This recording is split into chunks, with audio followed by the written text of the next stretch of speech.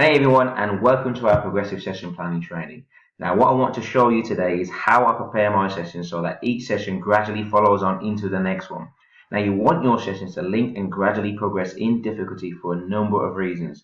One being you want to give your players the time to take on board the topic. You also want them to be able to transfer the aims of the topic to the actual game. So having your sessions linked throughout makes the learning process a lot easier for the player.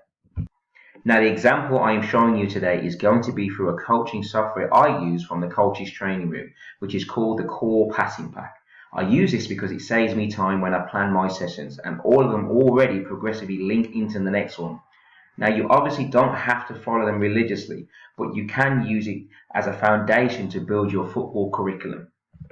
Now, first off, let's look at week 1 of the Passing Skills Builder. Now here you can see we have the first part of the practice where you want the players to first develop an understanding of what we want them to achieve.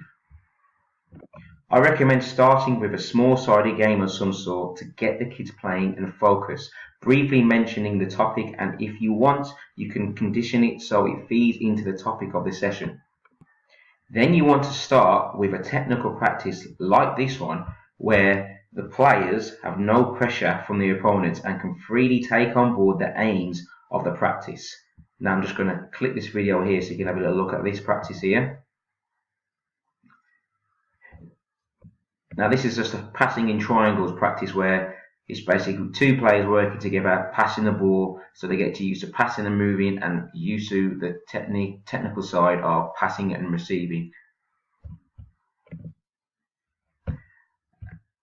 And you've got your the dimensions of the session plan, the how-to, explaining how to set it up, and some coaching points for you to think about that you can add in as you go along with the practice. So let's look at the next part of the practice where we gradually move it up, and this is where we look more at the pass and move, but we're working in a slightly larger group, so the players are having to think about more things. So we progress it by adding more teammates, so the players have to think more about the next move.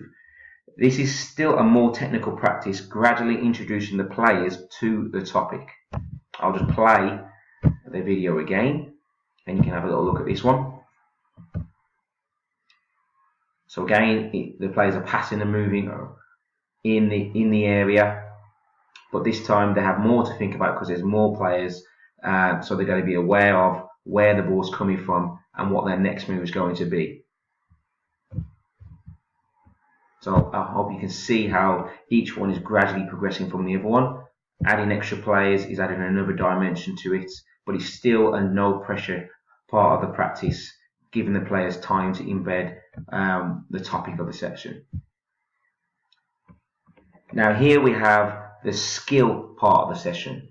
Now, so normally there's like 3 phases of a practice. So you have the technical side where it's normally no pressure, and then you have that follows with the skill part of the session where you start to add opposition. So we move to the skill part of the practice where we introduce resistance with opposition. Now let me just show you this one again. This is a good little game where the players are looking to split the defenders by playing a through pass between the defenders. So there's 3 teams, 1 in the middle, 2 in the middle are the defenders, and you got the 2 on the outside, 1 team there, another team there, who are looking to play the ball around the area and then looking for that moment to play it through the defenders. And they get points every time they manage to get it through the area past the defenders to each other. Obviously they have the option of keeping the ball and playing it around opponents, which is also relates to the game, because you want to settle on the ball, but when they have the opportunity, can they play it in?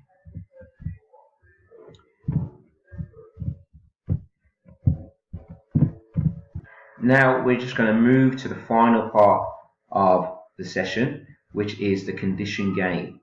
Now we want to have condition game because the purpose of the condition game is to really test the players, that the players have taken on board what you've shown them throughout the practice and apply it to a game situation. Now we condition it in a way to encourage the players to bring out those objectives without us having to really tell them. because we don't want to be dictating to them throughout the game, because we want them to become independent players and learn for themselves basically. So I'm just going to show you this video of this practice where there is 2 targets either side, and it's a 3v3 in the middle of the area, and the players have got to basically try and find a way of getting it to the targets to the other side. So as you can see here, it's 3v3 in the middle, and they're working the ball. This is also feeding on from the other parts of the practice, where they had to pass and move, and then actually had to find the gaps to play the ball through. But now it's more of a directional practice, and having to work the ball from one side to the other. Again, you will get to see you can see all the dimensions and how to and coaching points here, if you decide also that you want to take on the core passing pack for yourself, and you get all this information here. And that's it for the training on how to progressively plan your session plan.